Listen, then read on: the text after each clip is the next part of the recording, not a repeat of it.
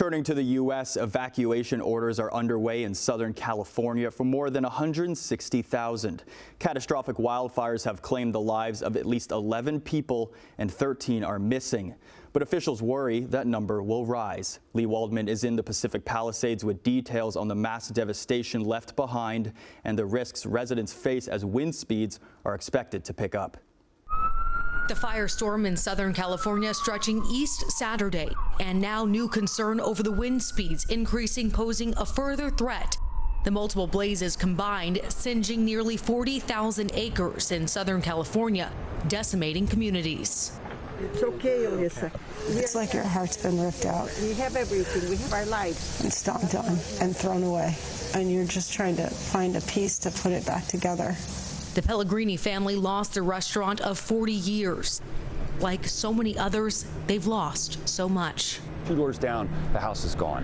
1 door up, the house is gone. The house above me is gone. The houses across the street were burning all day. Dan O'Connor is one of the few residents whose home is still standing in Malibu, but around him is nothing but mangled metal and charred debris. This home, only the staircase is left standing. The largest of the wildfires, the Palisades fire, devouring the Malibu area. It's devastating, heartbreaking for us all, but it's great to see the community come together. The winds calming down Saturday morning, allowing crews to make progress, fighting the flames by air and reducing the risk for firefighters. You're not having those, strong winds that are providing ember casting and starting spot fires in front of the head of fires. But the dry conditions still leaving much of Southern California under a critical level for fire danger. The Santa Ana winds are expected to pick up Sunday, which could worsen fire risk. And joining us live now is Lee Waldman in Southern California. Lee, tell us where you are and what you're seeing. Eric, we're back here in the Pacific Palisades neighborhood right now, and you can see the utter devastation. People keep saying it's apocalyptic. The sheriff here said it's like an atomic bomb went off in this neighborhood. And you can see for yourself, houses completely decimated, while some are left untouched. But those are the rarities, the houses that are still standing here. Something we noticed as we were walking through today that kind of took your breath away. It was a moment of reflection. There's still Christmas decorations left up on these houses that are left in ash and rubble. But most of what people had inside of their homes, you can't tell what they are anymore. It takes your breath away, what's left behind in this neighborhood that was torn apart by this fire. And where do the evacuations stand right now? So last night there was new evacuation orders issued. Over 100,000 people are under evacuation orders. They had to open up 2 new evacuation shelters to accommodate the communities that are under evacuation orders.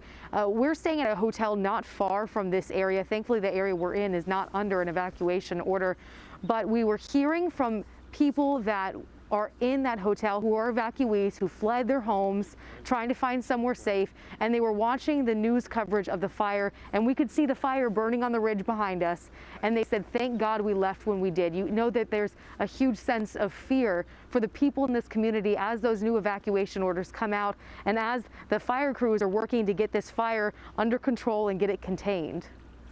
And are people being allowed to go back to see their properties right now?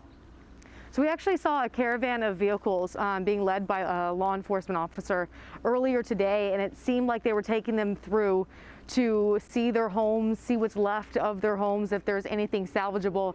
Just less than 30 minutes ago, we saw a woman who had posters and is looking for a lost dog in the rubble. So people are making their way back here. We spoke to one gentleman, his name is Rick. He made his way back here to try and see if his home is still standing. He made his way back to his home. Unfortunately, it's not. His daughter had asked him, Dad, bring me back home something from the home I grew up in, and he said there was absolutely nothing salvageable from that home. So people are starting to make their way back here, but this area is under evacuation order, and law enforcement is saying heed those orders, don't come back until it's safe. Yeah, and how about the emotional toll this is having on residents? What are you hearing and what are you seeing?